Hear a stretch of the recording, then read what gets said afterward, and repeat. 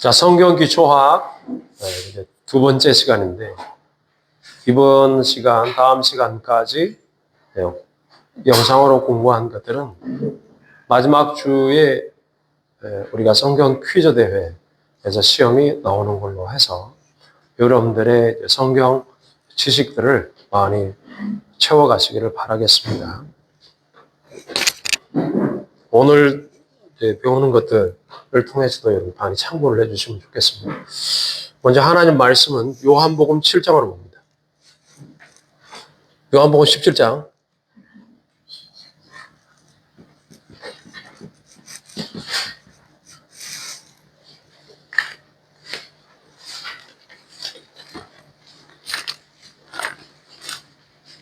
요한복음 17장은 겟세마네 동산에서 우리 주님이 기도하실 때 말했던 내용들입니다.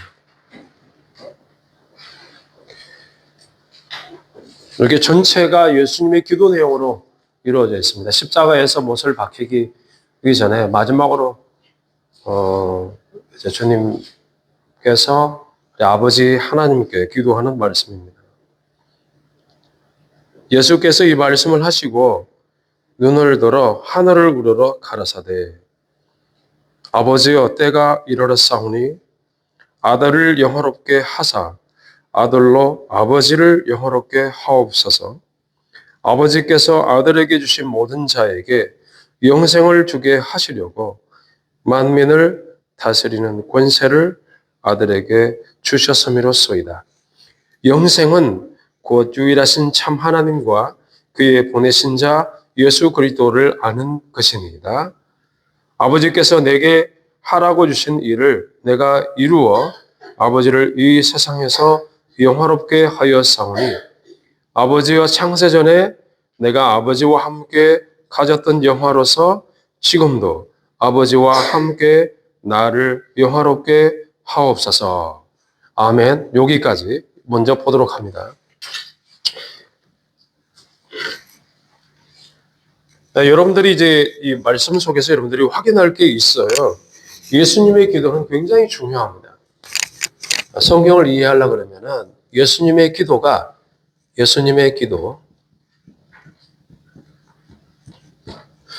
속에 나타나는 창세전,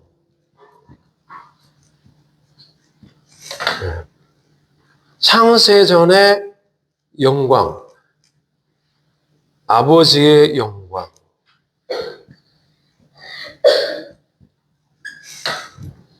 그 다음에 아들의 영광.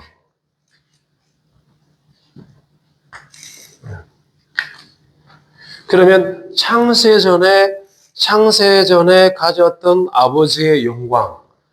그러면 창세전이니까 천지가 창조되기 전이죠. 그렇죠? 세상이 세워지기 전에, 세상이 창조되기 전이면 여기가 어디냐?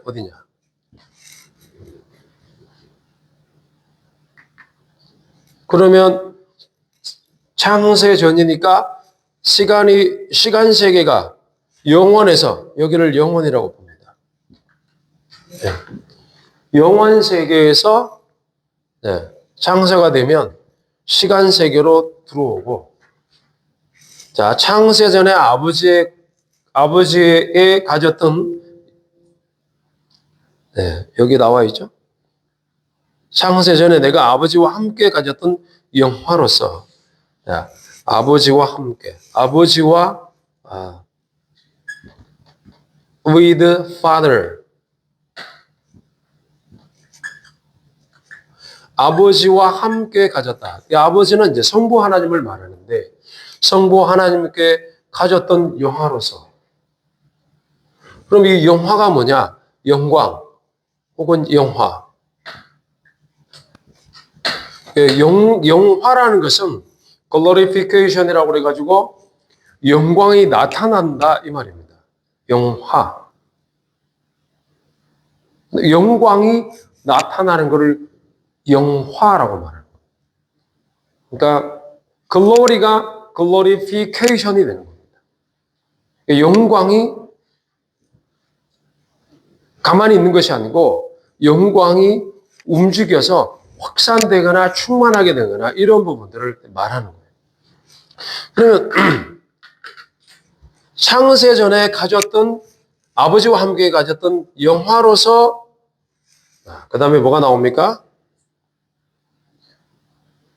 나를 영화롭게. 나를 영화롭게. 여기 아들이죠. 아들은 제가 따로 쓴 건데 아버지 나를 영화롭게. 아버지와 함께 가졌던 영화로서 나를 영화롭게 해달라. 네, 영화롭게.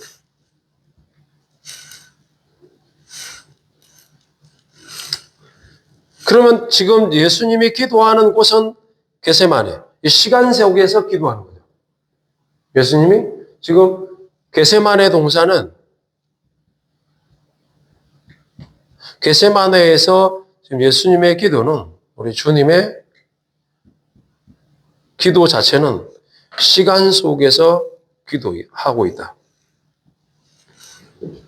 그러면 이 지금 현재 영화롭게 해달라, 이 영화롭게 해달라는 것이 무엇이냐 하는 겁니다. 나를 영화롭게 해달라. 창세전에 가졌던 영화로서 지금 나를 영화롭게 해달라. 그러면 창세전에 가졌던 영화가 뭐냐? 이걸 알아야죠. 그럼 어디로 돌아가야 되느냐? 창세기로 돌아가야 돼요. 창세전에 가졌던 영화로 돌아가야 된다는 거예요. 자, 창세기로 한번 가보시죠.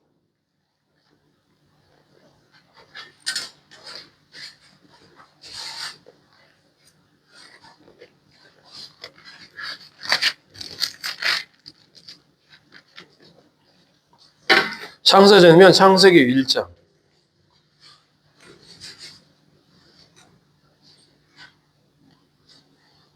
태초에 하나님이 천지를 창조하신다. 네. 태초라는 말은 가장 처음을 말하는 겁니다. 제일 처음. 모든 것의 시작을 말하는 겁니다. 이때가 이제 태초입니다. 태초에 하나님이 천지를 창조하시니라. 그러면 천지를 창조하기 이전이죠. 여기는 창조하신 거고.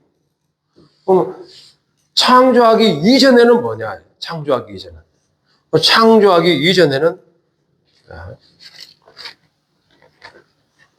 요한복음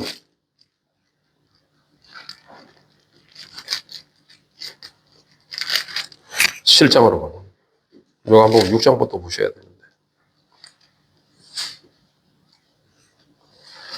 요한복음 6장 22절부터 읽으셔야 돼요. 네, 요한복음 6장은 6월절에 관한 말씀이에요. 6월절. 6월절에 관한 말씀들이 기록이 되어 있는데,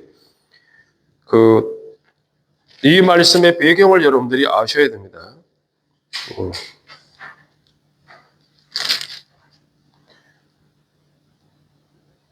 오병이어가 있었죠.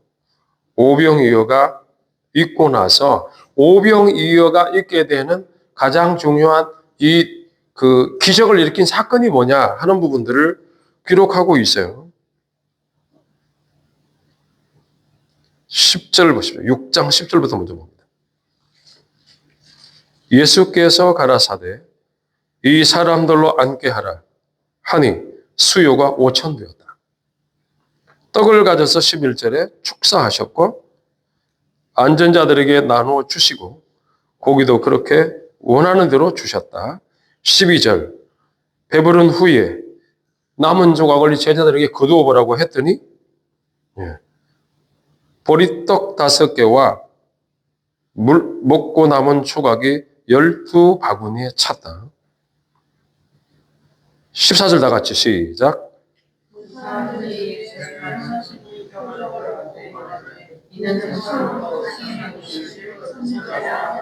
네. 참으로 세상에 오실 그 선지자다. 그럼 그 선지자가 어떤 선지자냐면 모세가 이야기한 선지자입니다. 신명기 8장 8절을 가보세요. 신명기 8장 8절.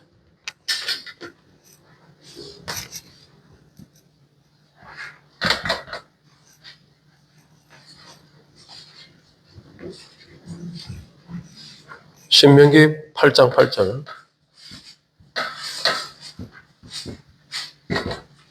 읽어봅니다.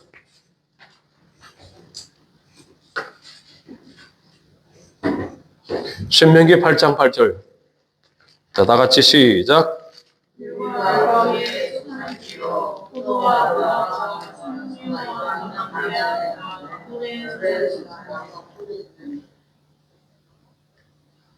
아니요, 18장 8절.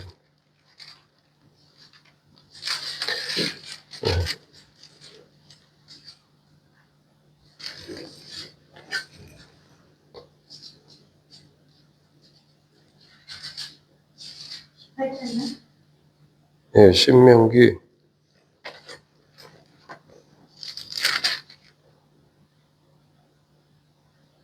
18장, 신명기 18장 18절이에요. 네, 제가 이렇게 잘못 보여서 글씨가 어두워서 그런데, 자, 신명기 18장 18절, 1818이죠. 예, 다 읽어봅니다. 시작. 내가 그들의 형제 중에 너와 순종하는 내가 나를 예배드리니 내가 그에게 명한 것을 너가 그에게 나오라. 자, 그러면은 이제 요한복음 6장 14절에서 떡을 갖고, 자,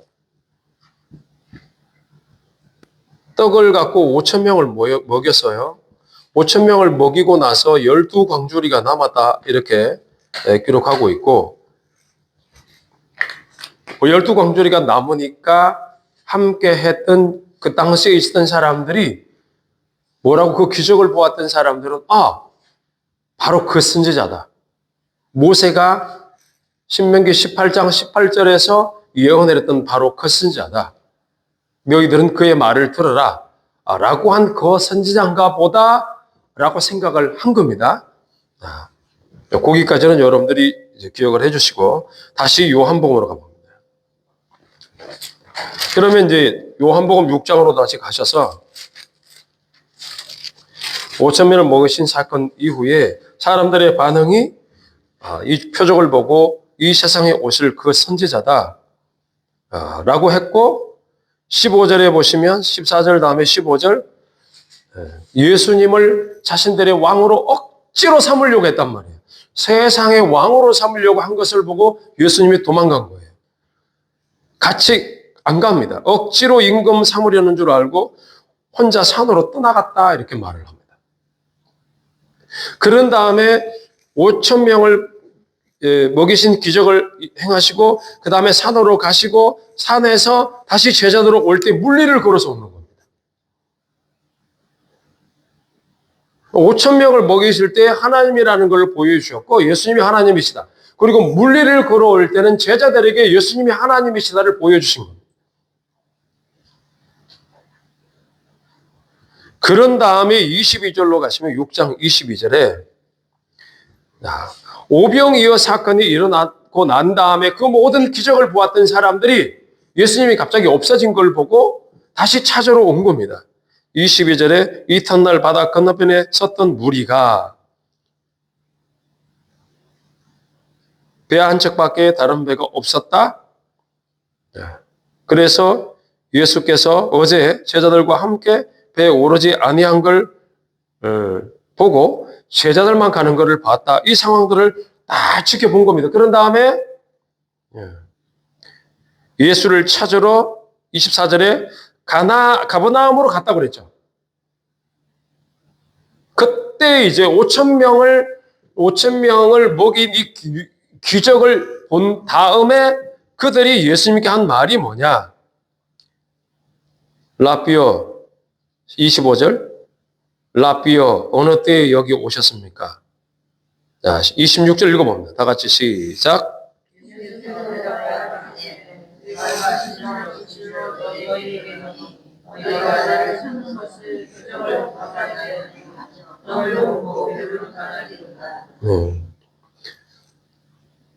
그 다음에 이제 썩는 양식을 위하여 일하지 말고 영생하는 양식을 위해 하라. 인자가 주는 것이 이 생명의 양식을 주는데, 인자는 하나님이 하나님의 인치시는 자다라고 이야기를 했고, 인을 친다고 그랬죠. 하나님이 택자들을 불러서 인을 친단 말이에요. 하나님이 도장을 박는다는 거예요. 성령의 인을 박는다는 겁니다. 기적을 일으키시는 이유는 성령의 인을 받는다. 그러면 예수님이 인을 치시는 자인데, 이 인이 뭐냐,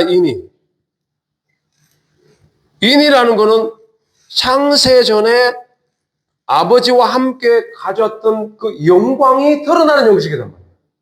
창세전에 아버지께서 나와 함께 가졌던 영광스러움을 드러내는 방식이 인을 쳐서 한다는 겁니다. 인을 쳐서. 그러면 하나님께서 그 창세전에 우리 아버지와 함께 가졌던 영화로서 나를 영화롭게 해달라는 이 말이 갖고 있는 의미는 뭐냐면, 예수님의 기도에 포함된 하나님이 부르시는 자들을 자신 안으로 끌어들이겠다는 겁니다. 바깥에 냅두는 게 아니고. 그런데 이 모든 작업을 언제 했냐? 예수님이 오셔서 한 게 아니라 예수님이 이 땅에 오시기 이전부터 이미 이 일들을 계획했다는 거예요.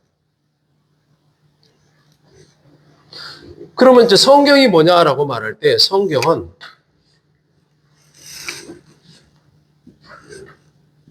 하나님께서 사람이 되신 예수님이 바로 하나님이시다, 하나님이심을 계시로 보여주는 거다. 이게 성경입니다. 성경의 기초가 뭐냐? 계시라고 그랬죠. 계시가 없으면 안 된다. 계시라는 것은 하나님이 우리에게 보여주시는 거다. 우리 스스로 알아서 하나님께로 가는 것이 아니라 하나님이 우리에게 보여주셔서 그것을 알게 하는 겁니다. 창세전에 가졌던 영화로서라는 이 단어 속에 포함된 그 하나님의 나라가 어마어마한 겁니다. 이 영화라는 말을 이제 십자가상에서 십자가의 강도에게는 낙원으로 알려졌어요. 파라다이스예요. 파라다이스. 그리고 이 말씀을 듣는 자들에게는, 듣는 자에게는 영생이라는 의미예요. 그럼 하나님의 나라가 무엇이냐라고 말할 때, 하나님의 나라는 낙원이고 그게 영원한 생명이 유지되는 곳이다 라는 것을 말해주고 있는 겁니다. 근데 이것은 창세 전에 갖고 있고, 그리고 세상이 세워지고 나서 영원에서 시간 공간 안에서 다시 사람은 영원으로 돌아가는 이 구조를 갖고 있다. 그러면 창세전에 가졌던 영화라는 게 뭐냐라고 말한다면, 이게 영원 세계를 말해요. 영원 세계. 그래서 이제 예수님의 기도 속에는 그 부분들을 이 영원 세계로 이끌어 주기 위해서 주님이 오셨다는 것을 말합니다. 자, 요한복음 6장에 25절을 여러분들 26절을 읽었죠. 너희가 나를 찾는 까닭은 표적을 본 까닭이요 떡을 먹고 배부른 까닭이로다. 썩는 양식을 위하여 일하지 말고 영생 있는 양식을 위하여 일하라. 그러니까 28절 이렇게 묻습니다. 다 같이 시작.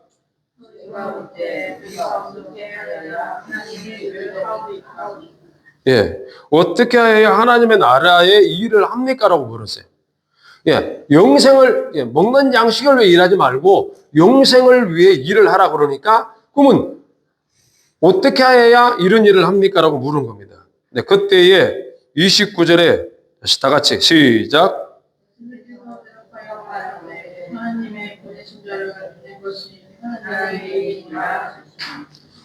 하나님의 일이라는 것은 하나님께서 보내신 자를 믿는 것을 하나님의 일이라고 말을 합니다. 하나님의 보내신 자를 믿는 것. 이 일이란 믿음을 먼저 전제를 하고 있습니다. 하나님의 보내신 자를 믿는 것이 하나님의 일이다. 그러니까 30절에 다 같이 읽어봅니다. 시작.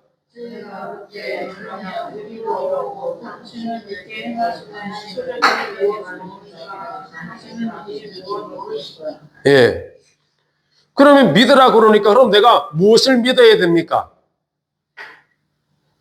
자, 예수님이 지금 기적을 일으키시고 그 떡을 많은 사람들을 먹이셨던 이 부분들을 보이심으로써 예수님이 의도하신 바는 뭐냐 하면, 자, 믿어야 할 것과 또 무엇을 믿어야 할 것에 대한 부분들을 설명하고 있는 겁니다.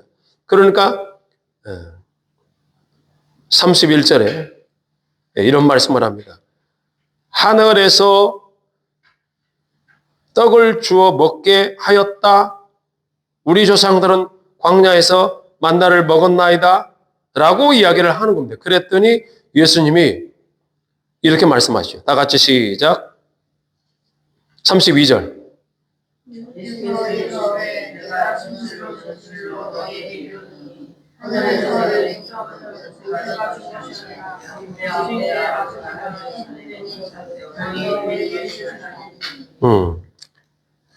그러면 모세가 준 것이 아니라 만나 그 자체는 이미 하늘에서 내려온 거다 라고 말하면서 구약의 성도들은 하나님의 이 성경의 핵심적인 내용과 그 부분들을 이를 통해서 이해를 하고 있었다라고 이제 말씀하고 계시는 거죠.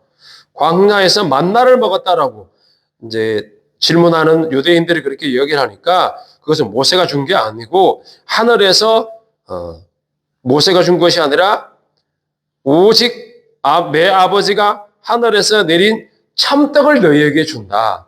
자, 참떡이 이야기하고 있습니다. 3절에 보면 하나님의 떡은 하늘에서 내려 세상에서 생명을 주는 것이라. 그러면 참떡이 뭐냐라고 말할 때 참떡은, 자, 여기에 떡이 있는데 이 떡을 먹고 5,000명을 먹이신 기적과 남은 광줄이 12광줄에 남은 이 부분들은 참떡을 참생명이죠. 참생명이 무엇인가를 이 떡 속에서 말하고 있다는 겁니다. 그러면 이제 그럼 참떡이 뭐냐라고 말하죠. 여기 보면. 자, 34절에 보니까 저희가 가로되 주여 이 떡을 항상 우리에게 주셔서 35절 다 같이 시작.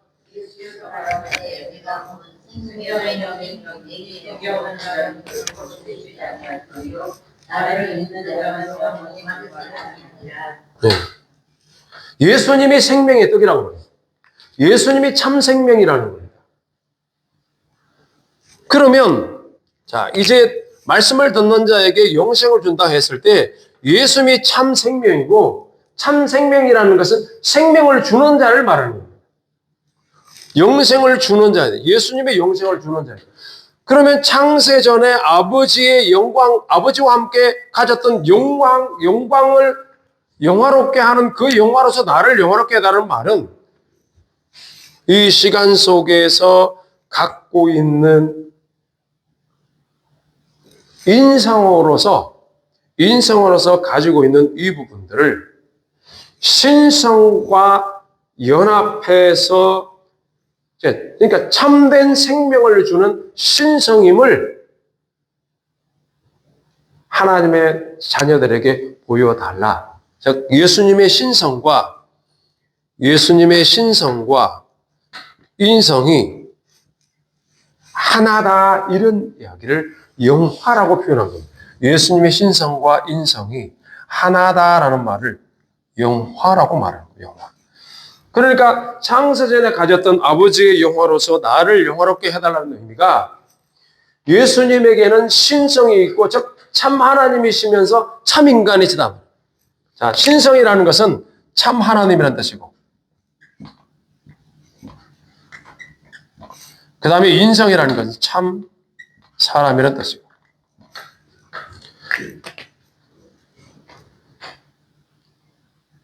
그래서 예수님은 사람 편에 서서 우리 하나님께로 이끌어 가시는 유일한 중보자다. 이 부분들을 그렇게 말하고 있는 것입니다.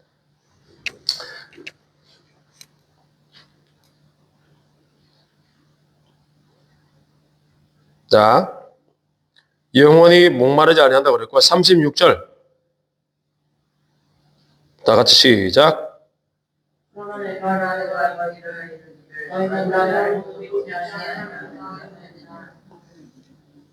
자, 그러면 성경은 무엇이냐 말을 할 때, 자, 보세요. 지금 이제 6장에서 계속해서 예수님이 말씀하시는 이유가 뭐냐면, 예수님이 유대인들에게 하는 말씀이 나를 보고도 안 믿는다.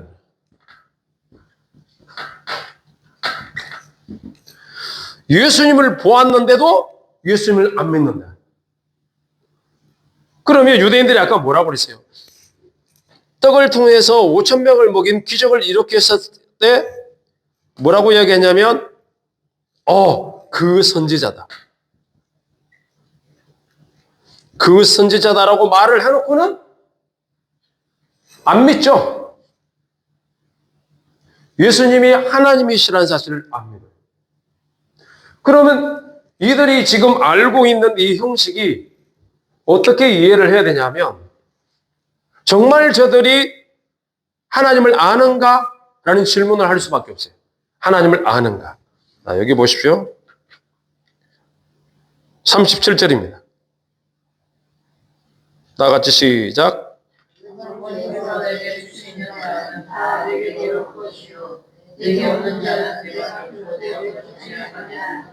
39절 시작.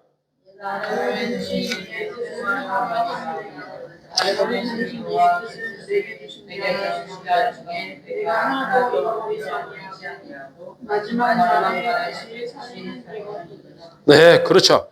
나를 보내신 이의 뜻을 행하는데 자신의 뜻이 아니라 아버지의 뜻을 행하는데 마지막 날에 다시 살리는다. 자, 이제 마지막 날에 다시 살린다. 그러면 여기에 보면은 예수님은 마지막 날에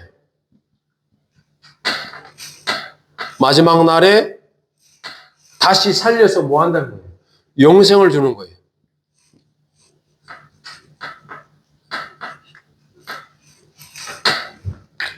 그러면 예수님이 부활을 하셨었는데 예수님이 부활하시고 그렇게 되면 모든 사람들이 산 것일까요? 죽은 것일까요?